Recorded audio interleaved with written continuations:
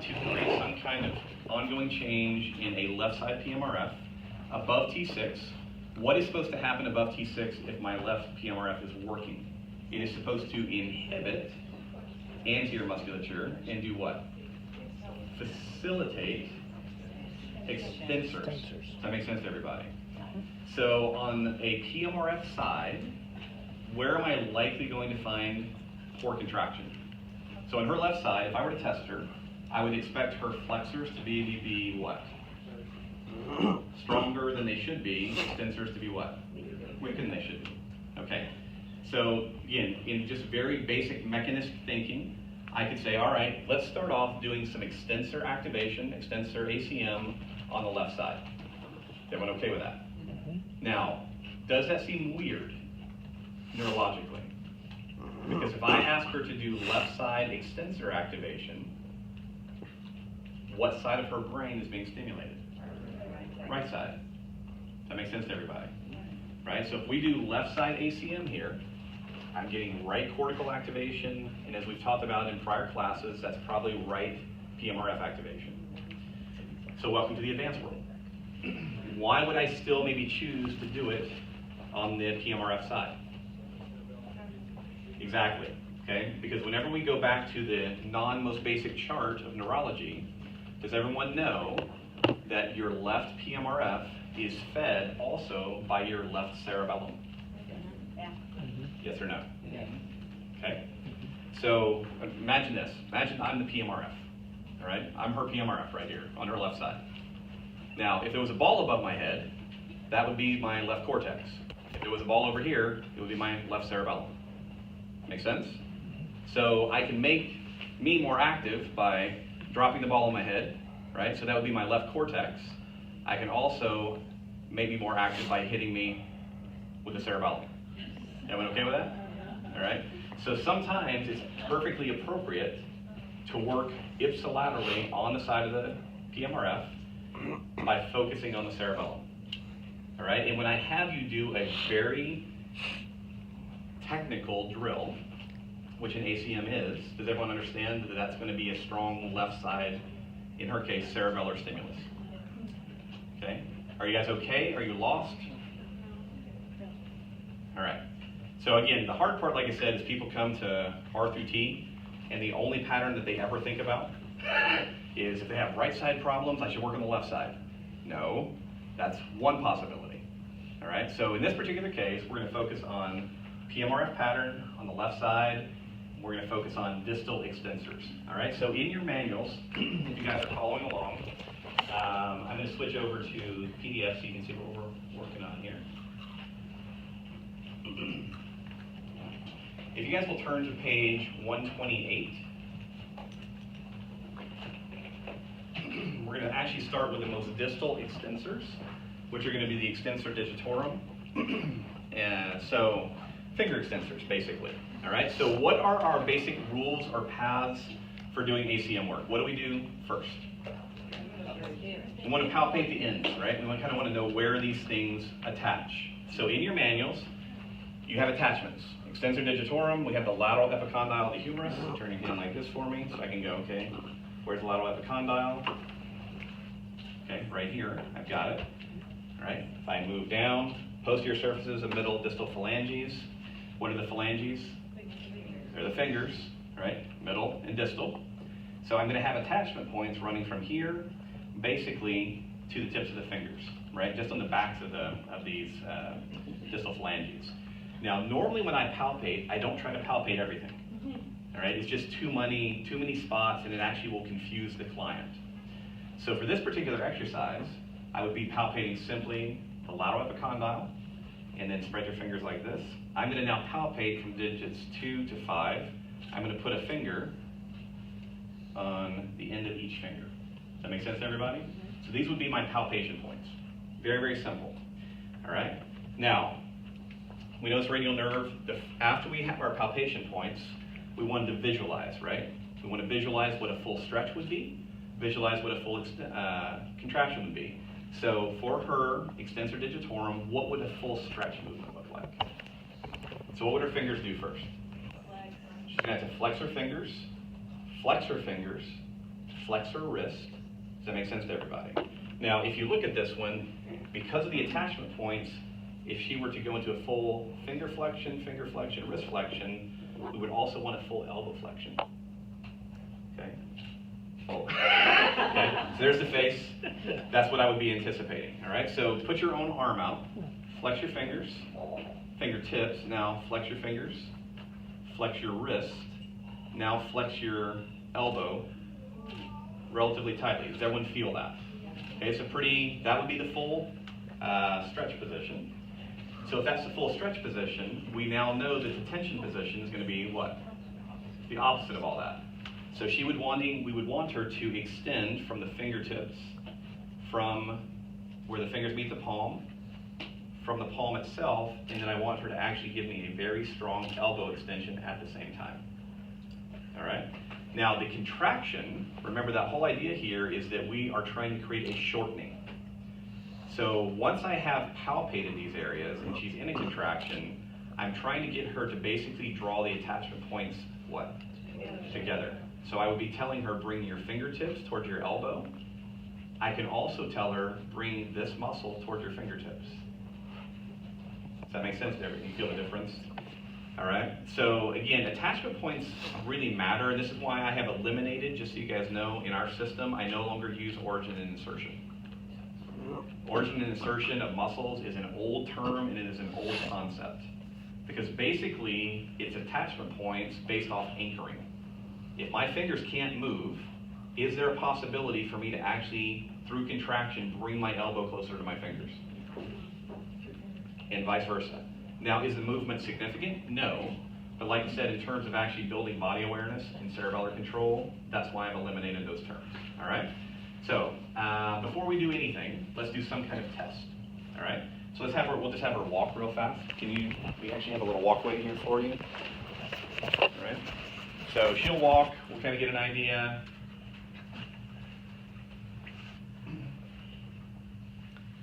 The folks at home are like, oh, I can see it really well, you guys just can't trust me.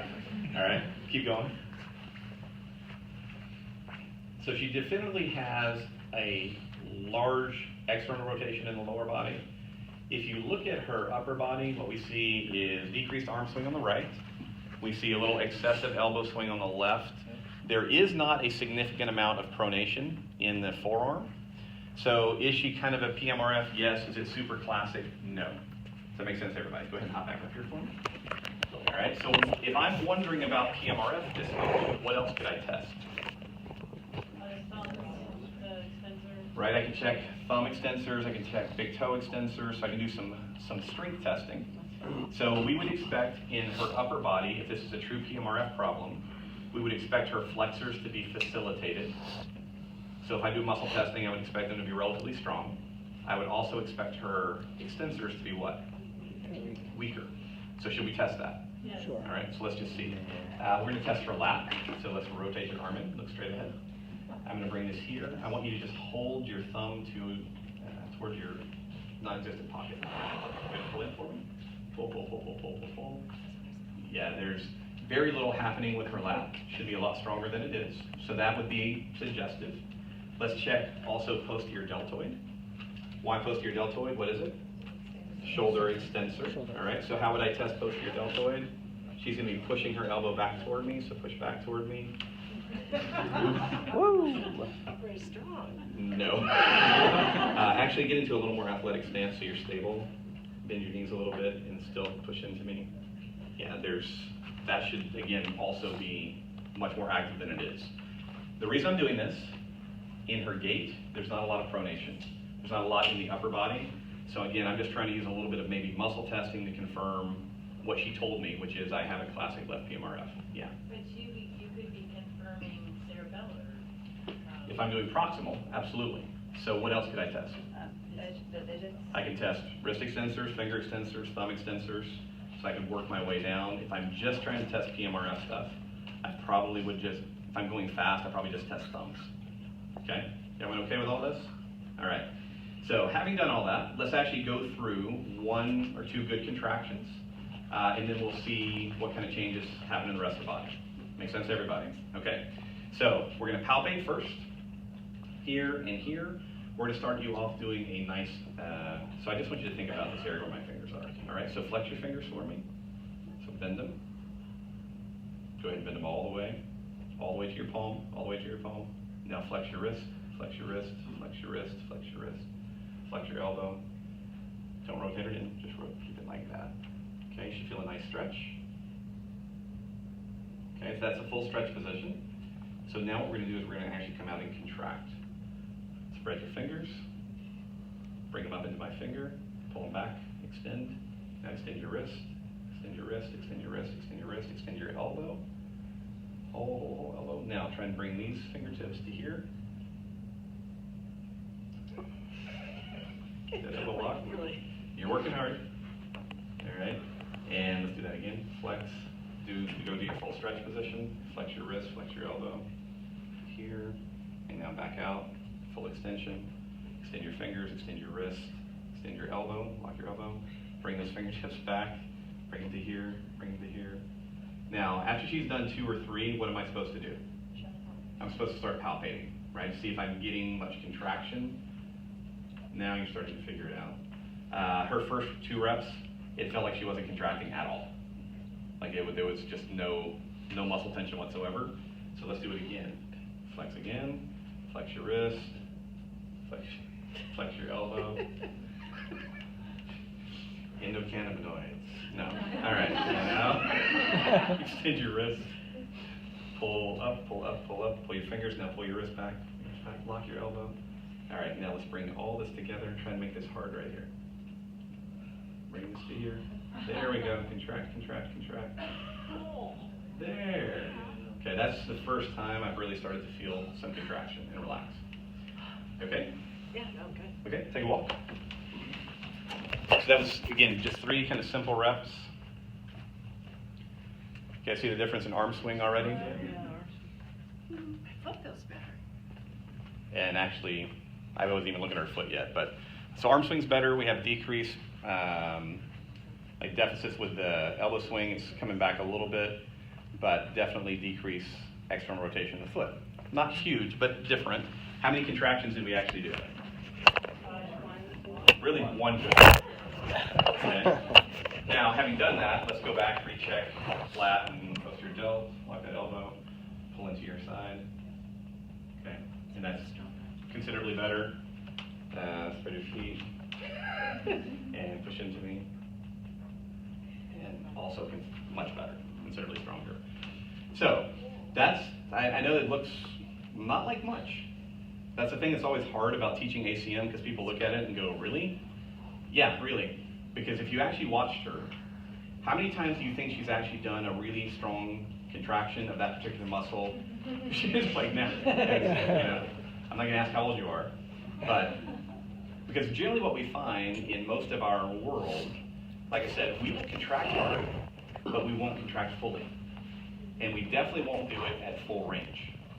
So just like I would assume, at some point, if I'm doing a wrist circle, do I want to maximize the range of motion through which I'm traveling? If I want maximal neural input, same thing here. And that's why some of these, although they seem incredibly simple, drills can be so useful and so powerful, especially as we apply them in the right patterns. Does the bracing distinguish, diminish when they have done more contractile? Because I noticed the right side was just laying in to try to get stimulus, I guess. Yeah. To the left. So your question was what? Does it diminish? Does the bracing start to reduce? Because Yeah. I would assume it affects the contractile part of it. Yeah, so basically you saw her trying to squeeze her eyeballs and everything else to make that. I was trying to As you regain your contractile map, you can actually start to create a lot more tension in an isolated way. So yes, the bracing goes away as you get better at it.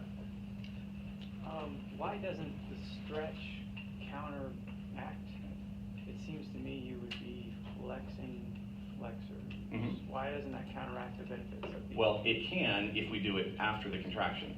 Okay. So again, the reason that I do the full stretch basically in the beginning is, especially on the smaller muscles, most people can't even figure out how to contract them if you have them move to neutral. Okay.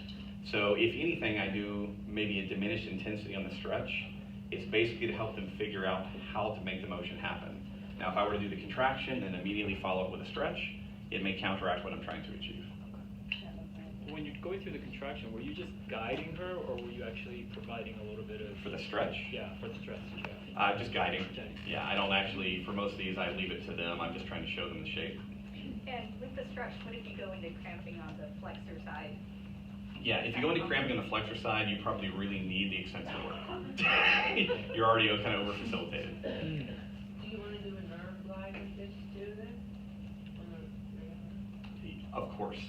I mean, like I said, right now we're just looking at a specific technique. If they, for her, it took 3 or 4 reps for her to even be able to find it. So would it maybe make sense to prime the pump instead of with vibration or rubbing, maybe with a specific nerve glide? Absolutely. So again, I'm not asking you to only do this. You have to put it in the context of everything you know. So what we're going to do is I'm going to have you guys work in groups of 3. Okay? We'll go to groups of 3. You guys can spread out in here. We cleaned up around the facility so there's more space. You can also work outside. All 3 athletes are going to be evaluated in gait. All right?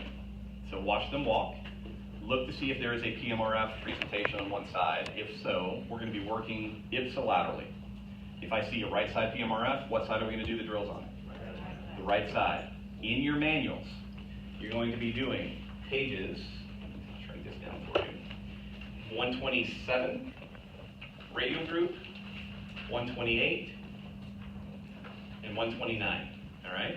127, 128, and 129, because basically this is going to give us what they call the extensor group, the mobile WOD of 3, if you want to think of it that way, extensor carpi ulnaris, and also the extensor digitorum. So this is going to make you do some palpation of fingers, as well as the rest of the hand. Now, what I want to point out as we work through these 3 pages, the reason I'm having you guys do this is we will probably over this weekend do around 25 to 30 ACM, different ACM drills. You have 78 in the manual, which means that at some point you need to know how to use the manual. Does that make sense to everybody? The manual and the videos are available to you, but you basically begin at the top. Where do my fingers go? I then put them into the full stretch position, and then sequentially, step by step, take them to the fully contracted position. Now, what I want to have you guys look at, right there we have extensor carpi ulnaris. Does everyone see it says ACM sequence? ACM is the actual contractile sequence. Is everyone okay with that? So for the extensor carpi ulnaris, extend hand, ulnar deviate hand, extend elbow. If you actually go over here and look at the radial group, in the ACM sequence, you guys see it says flex forearm. Yes or no? Yes. Okay. This is why you actually have to read the instructions. It's very tempting to go, oh, everything for the extensors means I need to extend the elbow. And that's not how it works. Depending on the attachment points, whenever we look at the total radial group, the radial group actually attaches to the distal 1/3 of the humerus, which makes it a elbow flexor. Does everyone understand that? If it's attached to the condyle, it's an elbow or wrist extensor and arm extensor. So like I said, as you're working through these, the reason I want you to do all 3 is that you have to read the instructions and just do what it says. Everyone okay with that? I've tried to be very, very thorough so that you don't have to guess or wonder or go back and look it up in an anatomy book. You just go, okay, extend the hand, radially deviate the hand, flex the elbow. That's going to be my contractile sequence for the radial group. Everyone cool with all this? All right. This usually takes probably 10 to 15 minutes for you just to play with it. So let's go groups of 3, do your gait testing, choose the PMRF side, and then work through pages 127, 128, and 129.